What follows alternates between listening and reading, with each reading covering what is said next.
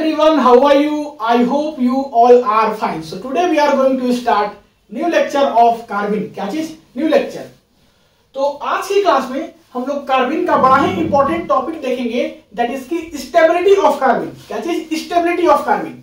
तो पिछले क्लास में हम लोग कार्बिन का टाइप्स देखे थे और आज की क्लास में हम लोग देखेंगे स्टेबिलिटी ऑफ कार्बिन.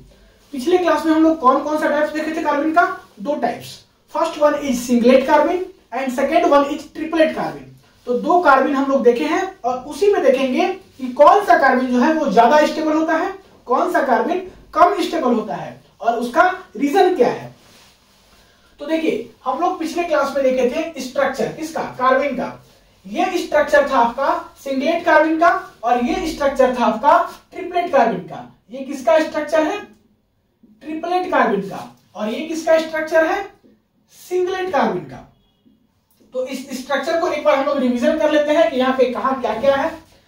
देखिए, यहाँ पे कार्बन एटम्स है, इसके साथ दो मोनोवेलेंट एटम लगा दीजिए या तो फिर दो मोनोवेलेंट ग्रुप, कुछ भी लगा दीजिए, कोई फर्क नहीं पड़ता है.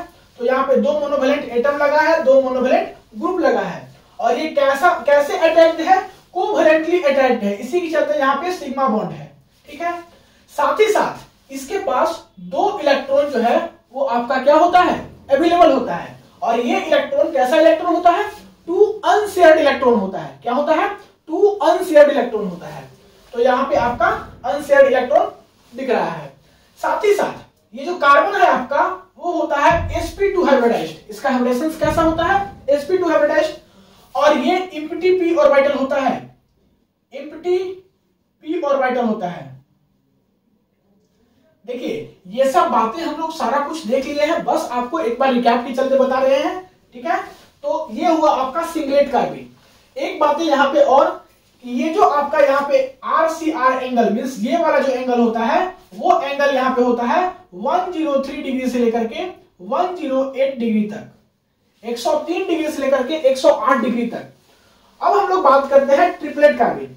ट्रिपलेट कार्बिन में क्या है कि कार्बन है, ये दो मोनोवेलेंट एटम और ग्रुप से क्या है? जुड़ा हुआ है. और इसके पास क्या होता है कि दो ऑर्बिटल होता है, एक px ऑर्बिटल और एक py ऑर्बिटल. और यहाँ पे इलेक्ट्रॉन जो है वो क्या होता है? अनपेयर्ड होता है. मींस जो दो अनशेयर्ड इलेक्ट्रॉन था वो कैसा होता है? अनपेयर्ड होता है. तो एक px में दिखाते हैं हम लोग और एक py में दिखाते हैं. और यहाँ पे जो कार्बन होता है वो sp हाइब्रिडाइज्ड होता है. ये जो RCR एंगल होता है वो आपका कितना होता है? 136 डिग्री से लेकर के 180 डिग्री तक. तो ये सब बातें हम लोग देखे थे सिंगलेट और ट्रिपलेट कार्बिन में. साथ ही साथ इसका शेप कैसा होता है? दिख रहा होगा, ये V शेप है, मींस बेंट शेप होता है. इसका कैसा शेप होता है? Bent shape. और यहाँ पे इसका शेप कैसा होगा? 180 के अप्रोक्स होता है. इसी के चलते ये आपका होता है लीनियर शेप. तो यहाँ से बेंट आपको दिख रहा होगा, यहाँ से लीनियर आपको दिख रहा होगा. तो बेंट शेप क्यों बोल रहे हैं, लीनियर शेप क्यों बोल रहे हैं, आपको समझ में आ गया होगा. अब हम लोग बात करते हैं कि ये ट्रिपलेट और सिंगलेट में कौन ज्यादा स्टेबल है. और ज्यादा स्टेबल है तो क्यों स्टेबल है? तो आपको बता दें कि ट्रिपलेट कार्बिन जो है वो ज्यादा स्टेबल होता है सिंगलेट कार्बिन से. ठीक है. इसका रीजन क्या है वो हम आपको बता रहे हैं. ध्यान से सुनिए. सबसे पहले बात करते हैं सिंगलेट कार्बिन का. सिंगलेट कार्बिन में जो आपका अनशेयर्ड इलेक्ट्रॉन होता है वो आपका क्या होता है? पेयर्ड होता है. मींस यहाँ पे इलेक्ट्रॉन क्या है? पेयर्ड है. दिख रहा होगा कि एक ही ऑर्बिटल में दोनों इलेक्ट्रॉन है. इलेक्ट्रॉन पेयर्ड का मतलब क्या होता है कि दोनों इलेक्ट्रॉन जो है एक ही ऑर्बिटल में प्रेजेंट हो, तो उसको क्या बोलते हैं कि इलेक्ट्रॉन पेयर्ड हो रहा है. तो यहाँ पे क्या होता है? इलेक्ट्रॉन पेयर्ड होता है. और जहां पे इलेक्ट्रॉन पेयर्ड होगा तो उसके कारण क्या होगा? इंटर इलेक्ट्रॉनिक रिपल्सन होगा. मींस यहाँ पे इलेक्ट्रॉन पेयर्ड हो रहा है तो दोनों इलेक्ट्रॉन के बीच में क्या होगा? इंटर इलेक्ट्रॉनिक रिपल्सन होगा. इंटर इलेक्ट्रॉनिक रिपल्सन होने के कारण सिस्टम का जो एनर्जी है वो इंक्रीज करेगा. क्या करेगा? इंक्रीज करेगा. और जब सिस्टम का एनर्जी इंक्रीज करेगा तो अनस्टेबल सिस्टम हो जाएगा. बात समझ आ रहा है? सिस्टम का एनर्जी इंक्रीज करेगा तो सिस्टम कैसा हो जाएगा? अनस्टेबल. मींस स्टेबिलिटी जो है यहां से वो क्या हो जाएगा? डिक्रीज हो जाएगा. अनस्टेबल होगा और स्टेबिलिटी क्या होगा? डिक्रीज होगा. तो यहाँ पे स्टेबिलिटी डिक्रीज हो रहा है. अब हम लोग बात करते हैं ट्रिपलेट कार्बिन का. ट्रिपलेट कार्बिन में देखते हैं कि यहाँ पे इलेक्ट्रॉन्स जो है वो आपका होता है अनपेयर. इलेक्ट्रॉन्स अनपेयर अनपेयर्ड का क्या मतलब है कि आपका जो दोनों इलेक्ट्रॉन है वो अलग अलग ऑर्बिटल में प्रेजेंट होता है, एक px में और एक py में। मींस एक ही ऑर्बिटल में इलेक्ट्रॉन नहीं प्रेजेंट होगा, इलेक्ट्रॉन अनपेयर्ड है। तो इसके कारण क्या होगा, यहाँ पे कोई इलेक्ट्रॉनिक रिपल्शन नहीं होगा। इलेक्ट्रॉन कैसा है, अनपेयर्ड है, एक साथ रहता तब तो इंटर इलेक्ट्रॉनिक रिपल्शन होता। तो यहाँ इलेक्ट्रॉन अलग अलग है, मींस कोई इंटर इलेक्ट्रॉनिक रिपल्शन यहाँ पे होगा ही नहीं। और जब इंटर इलेक्ट्रॉनिक रिपल्शन नहीं होगा तो ना तो सिस्टम का एनर्जी इंक्रीज करेगा ना तो सिस्टम का एनर्जी डिक्रीज करेगा।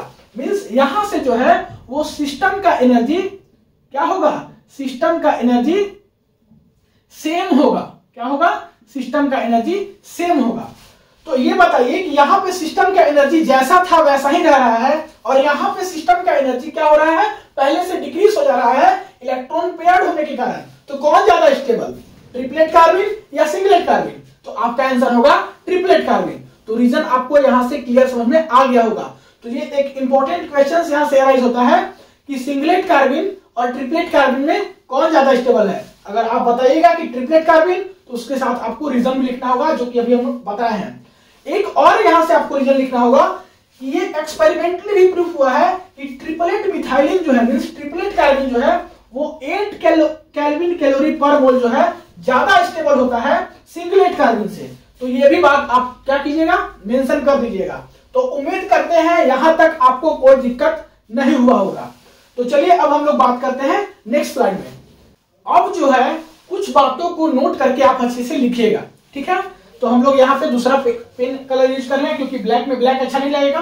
तो कुछ बातों को नोट करके लिखिएगा। अभी तक हम लोग क्या पढ़े कि ट्रिपलेट मिथाइलिन जो है वो ज्यादा स्टेबल होता है सिंगलेट मिथाइलिन से।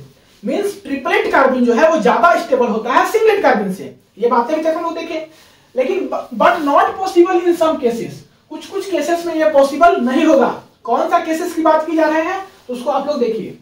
वैसा carbon, carbon in which the central atom is attached with two atoms and each atom has a lone pair of electrons are somewhat क्या चीज stable than methylene due to resonance।